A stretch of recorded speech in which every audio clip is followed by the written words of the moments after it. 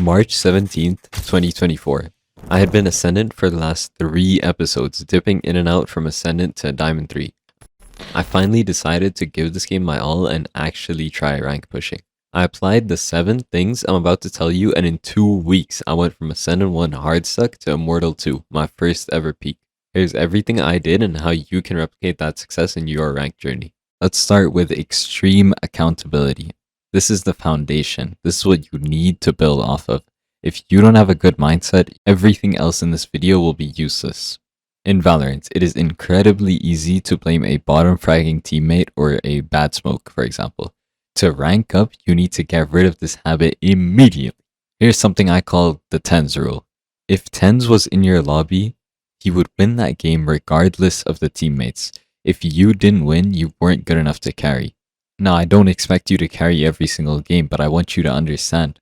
If you didn't do absolutely everything you could to win, you shouldn't blame anyone else. Something I like to personally impose on every single student I coach is that if there was absolutely anything you could have done, don't blame your teammates. If you think you did absolutely every single thing you could have done in regards to comms, util, mechanics, mentality, then go on to blaming your teammates. Next up is the post-death question. Every time you die, don't look at tab, don't open the scoreboard. Ask, what was my mistake? Did I overpeak? Was my crosshair placement off? Did I waste my utility? Did I die with some utility that I could have used? Etc. If there was any of these things you could have done, focus on that going into the next round.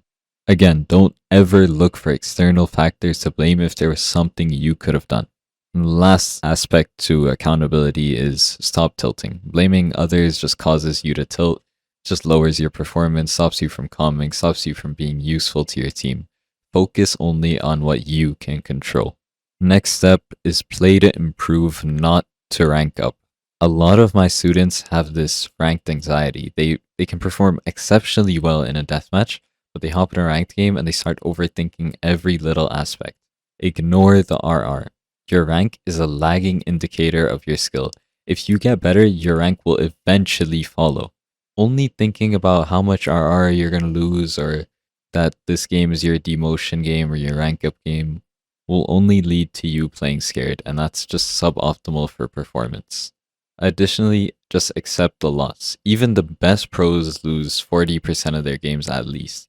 Accept that some games are just unwinnable, but use them as a high-intensity practice session for your own mechanics. If your team is killing absolutely nobody, consider every round a 1v5 and just see how many rounds you alone can win.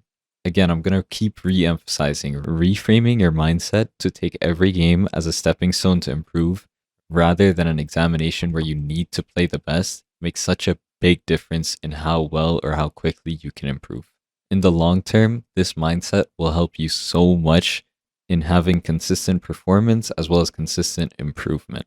Before we get to the next step, this video is sponsored by the like button. Whoa, that is so crazy, guys. The like button is sponsoring this video. You guys need to smash like on the video now. I'll wait. I'm just kidding. Let's get back to the next step. The third step, isolate your bottlenecks. This is essentially targeting your weakness. Valorant is a game of 3 pillars: mechanics, game sense, and mental/comms. You are only as good as your weakest one. Find the gap. If you have aimbot level shooting, but always die from behind or to utility, your bottleneck is game sense.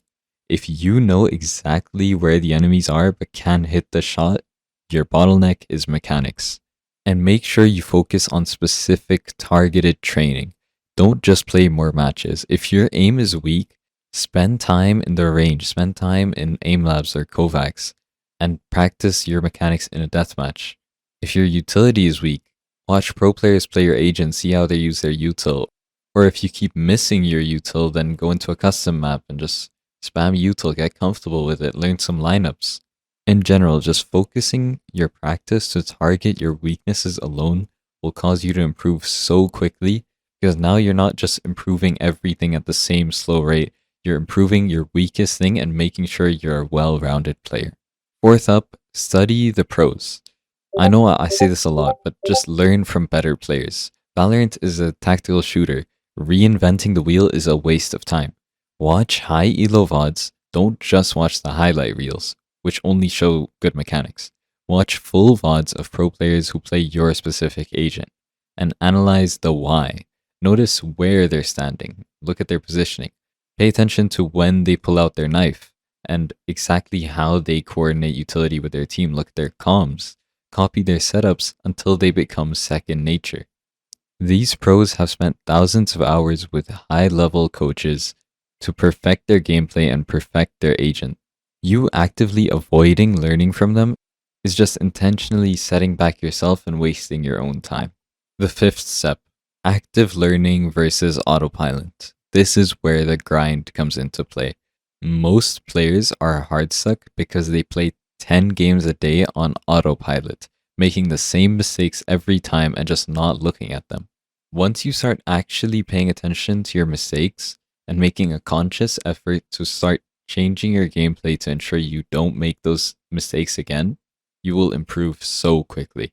You need to understand that it's not quantity that matters, it's quality. If you play 100 games as act and your win rate is still 50%, your rank isn't going to go up, and that rank is a pretty good reflection of your skill level, which means you're not getting much better despite how much you're playing the game. An example of how to fix something like this on the fly would be if you're playing ranked and you're on defense, and you're playing B every round and you're getting rolled, and you don't make an effort to change something, whether it be stack more people on B, or you start playing A, switch with your sentinel, make him play B, or your smokes player, make him play B, someone with better util, make him play that site, to make sure you guys don't lose the same thing again. It's like you're actively just throwing away your rank. It's like you don't want it.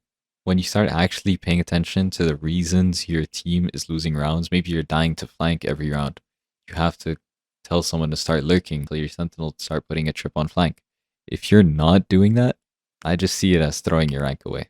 Now, step 6, adopting an actual good mental. What does that really look like? Because everyone talks about having a good mental. I'm going to tell you. First of all, if you have tracker enabled, please turn it off. Please.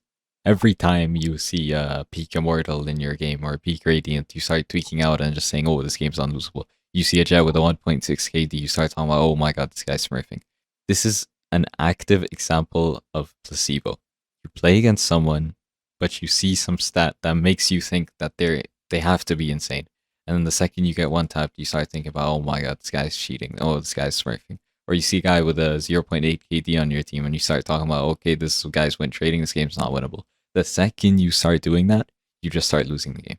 Again, if you really wanted the win, if you really wanted to rank up, you wouldn't take these little excuses to throw the game away. You would try your hardest, try everything before you give up on the game.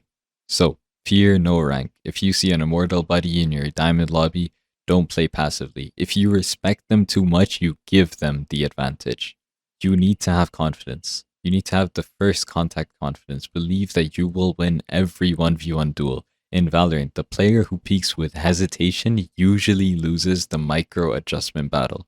Enter every site expecting to be the high impact player. Enter every game expecting to be the one who carries. If you're looking for someone to carry you on your team every single game, you're going to lose games because sometimes your team isn't built for that. You need to be the one to step up and do that job. Now, lastly, and arguably the most helpful tip that helped me go up 400 RR from Ascendant 1 to Immortal 2, and it still helps me today actually, is hard carrying your team's mental and IGLing for them at least at the start of the game.